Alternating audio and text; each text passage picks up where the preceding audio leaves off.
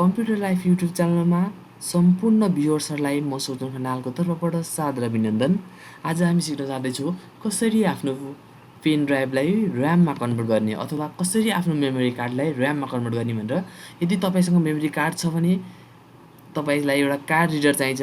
Card रिडरको सहयोगबाट तपाईँले आफ्नो मेमोरी कार्ड कम्प्युटरमा जोड्न सक्नुहुन्छ र पेन ड्राइभ छ भने पेन ड्राइभ जोड्नुहोस्। केसी यहाँ पेन ड्राइभ भनेर यसरी फोल्डर आएर बस्छ तपाईँको अगाडि होइन, अथवा अरू के नाम हुनसक्छ तपाईँको पेन ड्राइभको। त पेन ड्राइभको नाममा लेफ्ट क्लिक गर्नुहोस् र प्रपर्टिजमा जानुहोस् र रेडी बुस्टमा जानुहोस्। हेर्नुहोस् है यहाँ अहिले 16.8 GB फ्री छ अहिले यहाँ।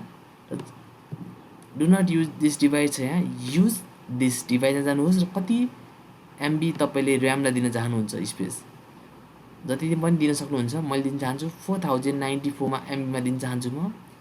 यहाँ दाबेपछि हेर्नुहोस् अहिले 16.8 GB फ्री छ, 16.8 GB फ्री छ है यहाँ। अब यो घट्छ है, हेर्नु है 12.8 GB फ्री भयो हेर्नुहोस्, किनकि ऱ्यामले यो स्पेस खाइसक्यो है। अब हाम्रो पर्फर्मेन्स अलिक बढ्छ। यति काम गर्नुभयो भने तपाईँको कम्प्युटर एकदम फास्ट हुन्छ र जुन सफ्टवेयर चलाउँदा पहिला तपाईँको कम्प्युटर एकदम ह्याङ हुन्थ्यो भने अब यो काम गरिसकेपछि त्यही सफ्टवेयर चलाउँदा पनि तपाईँको कम्प्युटर एकदम फास्ट हुन्छ।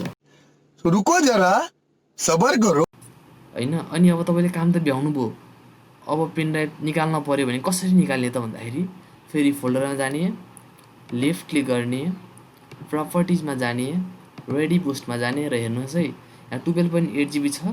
जब हामीले do not use this device गर्छौँ यो बढ्छ, हेर्नु है फ्री स्पेस 12.8 फ्री छ भने अब बढ्छ हेर्नुहोस् है।